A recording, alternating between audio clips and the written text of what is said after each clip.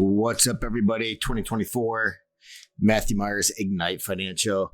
Hey, we're going to talk about life insurance today. Absolutely everybody's favorite subject. I know when you're hanging out at the bar with your buddies, you guys are always talking about it, having a good time. But we have to face the reality is we're all going to die someday, right? So we have to talk about that because what happens if we do pass away prior to our expected mortality age, right? So all sorts of exciting things to talk about, right? When are we expected to die? Yeah, they have stats on that stuff when we're supposed to kick the bucket. But let's say that you're 40, right? And it happens, or 30 or 50, right? What sort of ramifications is that going to have on the people that depend on you? So let's talk about 30, for example. So if you pass away at 30, you could be 30, you could be single. And maybe nobody necessarily depends on you.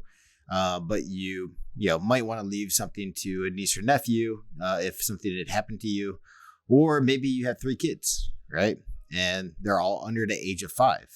And that's going to have a lot different feel to it than somebody who's maybe 70 and passes away, right? Expectations are a little bit different. Maybe you're 40 or 50 years old, and it's just not you taking care of some kids. They could be young, they could be older, they could be kids in college, right? Still relying on you financially. But maybe you have parents, and your parents are to the age where they need help, they need assistance, and all of a sudden they're relying on you financially to assist them as well. It's a different conversation as well, because all of a sudden you're 45 years old, you pass away. It's just not your kids who feel it, right? It's your parents who feel it as well. So what exactly is life insurance? Well, it's a financial product. It provides a payout to beneficiaries in the event of the insured person's death. So that's known as a death benefit that's paid out. Typically, it's paid out tax-free as a lump sum. There are other options as well. You can spread it out, the payments out over several years. But for the vast majority of people, it's going to be a lump sum tax payout, right? So is it important? Who's it important for? So let's talk about the obvious, right? So let's go back to our example. Somebody's 30 years old, struggling, probably working their butts off at this point in time, right? Got 3 kids, and maybe the mom is the mother's a stay-at-home mom, right? So she could be working, could be the other way around, right? I'm not trying to make any sort of assumptions here because I know people love to write comments about that. So whatever the situation is, and so they go ahead and they're working. Maybe a drunk driver hits them, heart attack, blood clot, whatever the case is, and especially with the fact that you're a sole breadwinner, right? What happens at that point in time? Well, first of all, there's the grief, right? So your world is completely turned upside down. The visions they had for the future and all that stuff, it changes dramatically. And then fear kicks in, right? As far as how am I going to pay for things? If you didn't have life insurance, you're taking somebody who's, staying at home, not working, and all of a sudden you're asking them to, have to find care for the kids, find a job that pays for everything. And you have to do all this in a time period when your world just got turned upside down. So when you don't have life insurance in those situations, it's absolutely devastating, right? And so it's key, to get life insurance in that situation. Now, a big misconception that we hear is that life insurance is too expensive for me, right? I can't afford it. I'm 30. I have 3 kids. I'm going to live forever. Nothing's going to happen to me, until something happens. But let's prepare for the unexpected. So, you could get a term policy. So term life insurance is probably one of the more popular plans out there. It's for a set time period. So if you're 30 years old, you can say, hey, I need this life insurance for 20 years, 30 years, whatever you think is going to be more appropriate.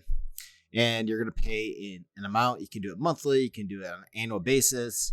And it's going to give you a death benefit of, a couple $1 million, right? You have to think about, the house mortgage. You have to think about education.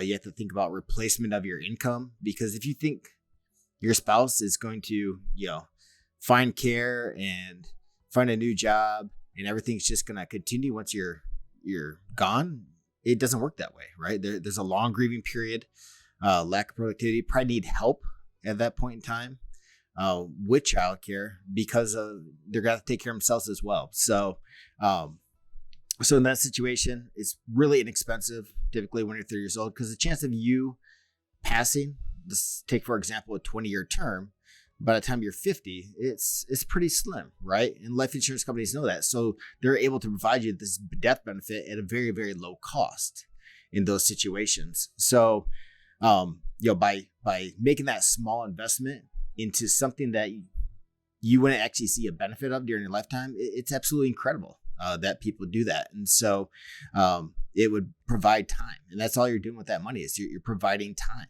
right? You're providing opportunity for your kids to go to college. You're providing opportunity for the house to be paid for, and for time to kind of grieve and figure out the next steps to get on with their life. So absolutely crucial when it comes to insurance, especially for somebody in that 30-year-old time frame. So let's talk about the other situation, right? 45 years old. So 45 years old, and you have kids. Maybe the kids are in high school, college. Maybe they're younger, but you also have parents who are aging, right? And they may need assistance as well. In your situation, it's not any worse if you pass away. Might be more established, might have a little bit more money put away, right? But if it comes down to needing money to care for your parents and for your kids, and both that gets cut off right away, even if your spouse is working, right? It's a big shift. So typically this is when expenses are the highest, in that 40, 50 year range. You're going to have probably a big mortgage payment, car payments, college payments potentially, or at least high school stuff to pay for. And so typically you're making a lot of money as well at that point in time. So absolutely critical. Now, how much insurance do you need? Well, I mean, there's formulas for doing that. Put our contact information on the screen. We can certainly walk through different scenarios to make sure that you're, adequately covered, right? But not overinsured either, right? There's no point paying for too much insurance unless there's a specific benefit that you're trying to accomplish from it. So at 45, it could be something that, you're looking into something till, your parents are good, kids are out of the house. Maybe you're looking at 10, 20-year term, or maybe you're looking at something more permanent, right? And that's also where we get into, somebody who's maybe a little bit older and they start thinking about their own mortality at that point in time. So, you could be 60, 70, 80 years old. And you're like, man, if I do pass away, right, I'm using a lot of my money for medical expenses. Maybe I just didn't have a lot outside of Social Security, but I don't want to burden my children at this point in time with, expenses associated with my passing, which is going to be, funeral expense, which they're pretty expensive if you look at it. Perhaps a burial plot.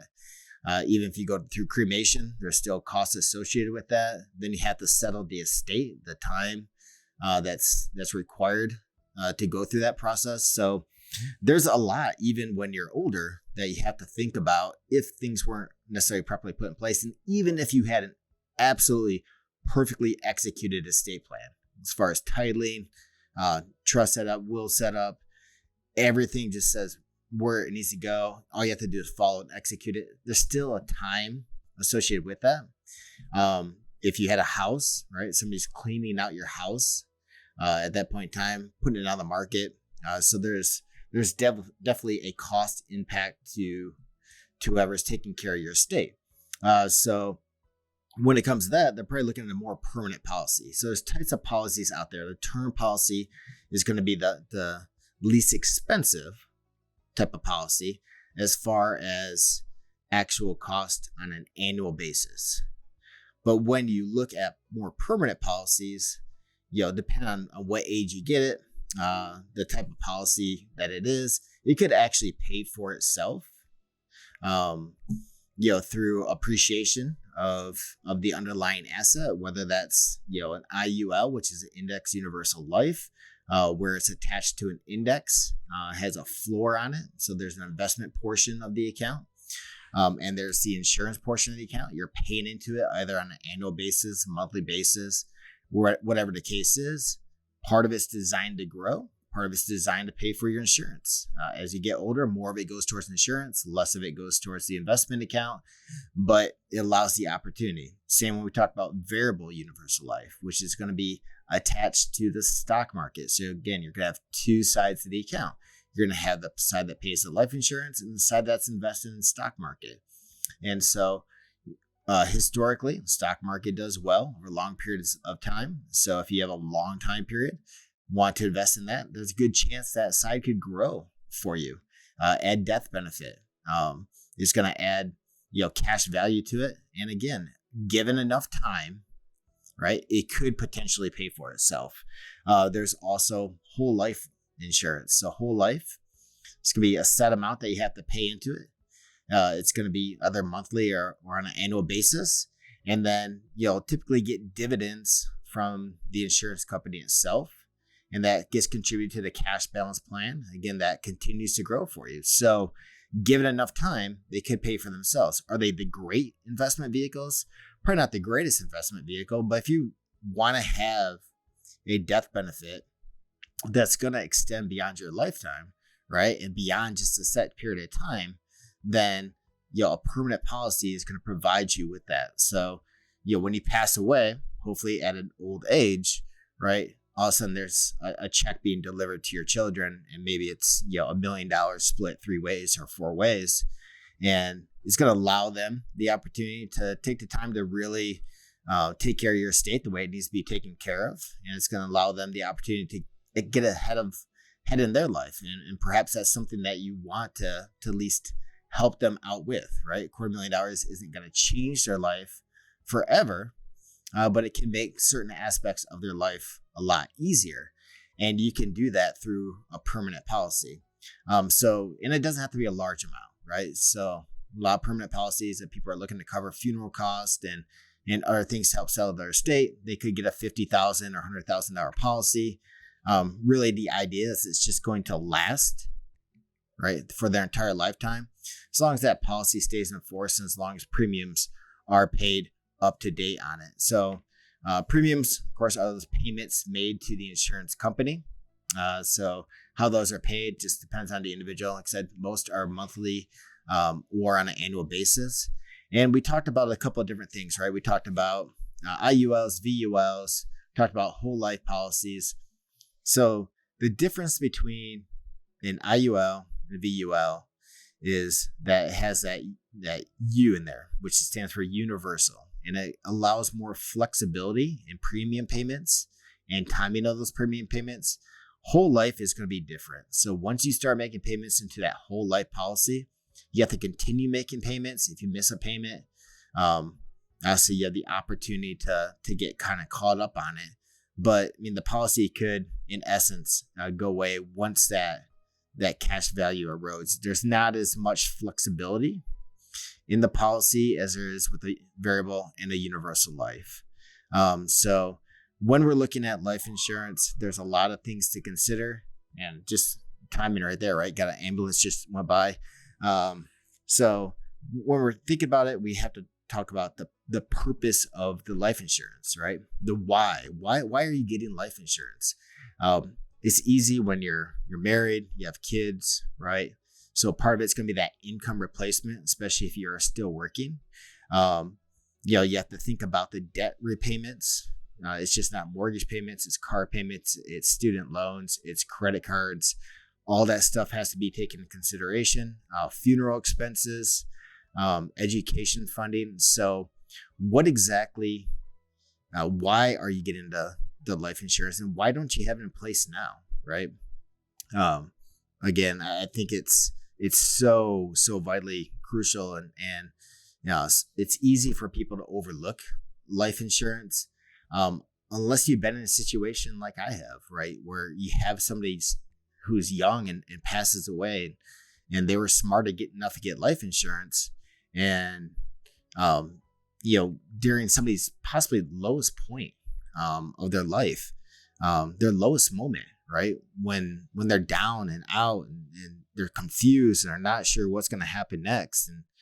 And you present them with a check, right? The check doesn't take away the pain, right? The check isn't going to replace who you were or what you meant to that individual. But what it does is it buys them time. It buys them time to get the help that they need to heal and to learn to put the pieces back together and move on. And, I've seen, it's heartbreaking, but, delivering that money is a sense of relief. You can almost see it right away. On the other side, I mean, I've had people come in and maybe I talked to them about life insurance and they were invincible, right? Nothing could ever happen to them. And maybe, they just got news they have cancer and, they have a year left to live.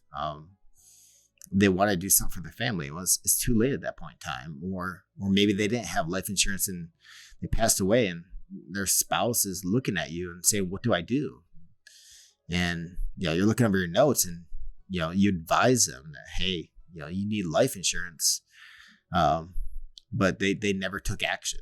Right. And so, it's too late at that point in time. So now you're trying to figure out, okay, how is this family that was living on two incomes going to live on one income and still, maintain the lifestyle that they were used to? And, you have to come to the realization that, unless something changes dramatically, that you won't be able to keep that same lifestyle. You're going to have to sell the house, either downsize or move into an apartment. Maybe the kids won't be able to go to private school, or, if they're going to public school already, they might have to cut back on activities. So, it doesn't take much to look around and see why you need life insurance. It's so, so critically important. So my information's on the screen. I know I went over everything pretty quickly, but, give me a phone call. Be glad to talk to you about different types of policies. Find out more about your situation, find out what makes sense for you, and go ahead and get you set up with a plan that's appropriate. Matthew Myers, Ignite Financial.